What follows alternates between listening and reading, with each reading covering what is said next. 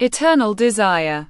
The old manor stood on the edge of town, its once grand facade now draped in ivy and shadows. Ethan had always been drawn to abandoned places, not just for their eerie beauty but for the solitude they offered. He had recently moved to this small town, seeking a fresh start, and the manor had instantly called to him. On his first night exploring its depths, the air carried a whisper, soft, teasing. A presence flickered at the edges of his vision. Then she appeared. She stepped forward from the shadows, her translucent form illuminated by the moonlight filtering through broken windows. Long, flowing white hair cascaded down her bare shoulders, framing a face both ethereal and devastatingly beautiful. Her sheer, tattered gown clung to every curve, offering tantalizing glimpses of pale, glowing skin beneath. Ethan's breath hitched. And what? You're not afraid, and what? She murmured, her voice smooth as silk, laced with amusement. And what? Should I be? And what? He asked, unable to tear his eyes away from her. The ghost tilted her head, stepping closer. And what? Most men run. You linger. And what? Ethan swallowed, his pulse quickening. And what? Who are you? And what? She traced a delicate finger along his chest, her touch impossibly cool yet searing. And what? I was once Lady Evangeline Sinclair. And now? I am simply desire. And what? Her words sent a shiver down his spine, though it wasn't fear he felt, it was heat. The curse of wanting.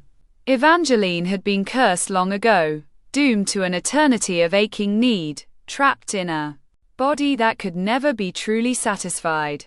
She had tried to resist the longing, but centuries had passed, and no man had ever stayed long enough to try to ease her torment.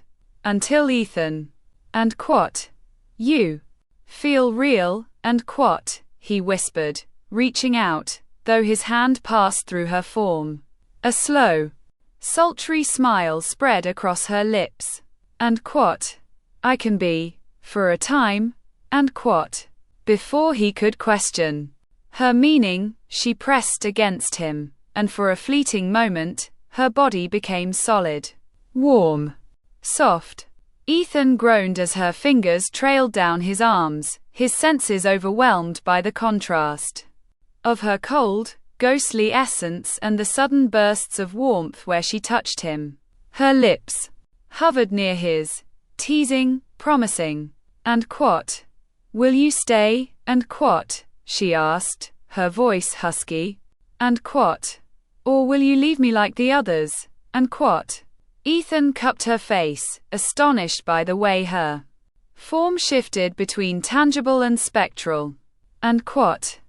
I don't want to leave. And what? Her silver eyes darkened with something deeper than hunger. And what? Then let me show you what it means to want forever. And what? A night of surrender. The room transformed around them, as though the manor itself breathed with renewed life. Candles flickered to life, their golden glow reflecting in Evangeline's shimmering form. She led him backward toward an antique chaise, her movements fluid, sensual. She straddled his lap, her sheer gown slipping from her shoulders, revealing the delicate swell of her breasts beneath. Ethan's breath stuttered as he traced the curves of her body, marveling at how she flickered between solid and ghostly. He had never wanted anything more in his life. And what? You can feel me now. And what? She whispered, rolling her hips against him. And what? Yes. And what? He rasped, gripping her waist. And what? But how? And what? She smiled, dragging his hand to the hollow of her throat. And what? For tonight, you are mine, and I am yours. And what? Evangeline moved against him in a slow, deliberate rhythm, her lips brushing over his jaw, his throat, trailing down to his chest. Every touch was a tantalizing contradiction. Cool. Like mist, yet igniting him like wildfire. He tangled his fingers in her flowing hair, pulling her closer, desperate to feel more of her. And quat, you taste like a dream, and quat, she whispered, her breath hot against his skin. And quat, do you know how long I have waited for this? And quat, Ethan groaned, sliding his hands over her hips, feeling the smooth, almost weightless form of her body. And quat, show me, and quat, he breathed. And quat, make me understand. And quat. Her fingers traced along the ridges of his torso, her touch sending waves of sensation through him. She moved within otherworldly grace, each shift of her body like liquid silk against him. Ethan felt himself drowning in her, lost in the intoxicating press of her cool lips, the molten heat that blossomed wherever she touched him. She let out a soft moan as he explored the curves of her waist, his hands venturing lower. And quat, you are the first to embrace me like this. And quat, she whispered, pressing her forehead to his. And quat, the first to truly want me as I am. And quat. Ethan traced the delicate curve of her collarbone with his lips, his hands memorizing the feel of her, savoring the way she responded to his touch. She trembled beneath his fingertips, her body shifting between solid and ephemeral with every passing second, as if caught between realms. Their bodies moved in a dance older than time itself, a desperate hunger driving them.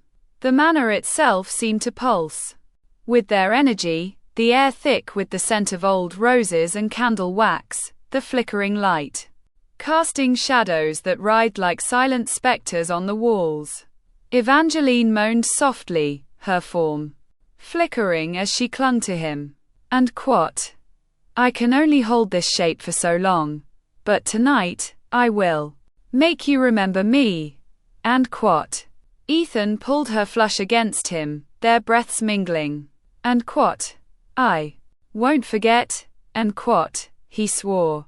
And when their lips met, the world around them dissolved into nothing but sensation, need, and a love that defied time itself. For the first time in centuries, Evangeline did not feel cursed, she felt alive. Even as dawn approached and her form began to fade, Ethan held her close, whispering promises to the wind, knowing that no force, neither time nor the afterlife, could sever the bond forged between them that night. He had come to the manor seeking solitude. Instead, he had found eternity.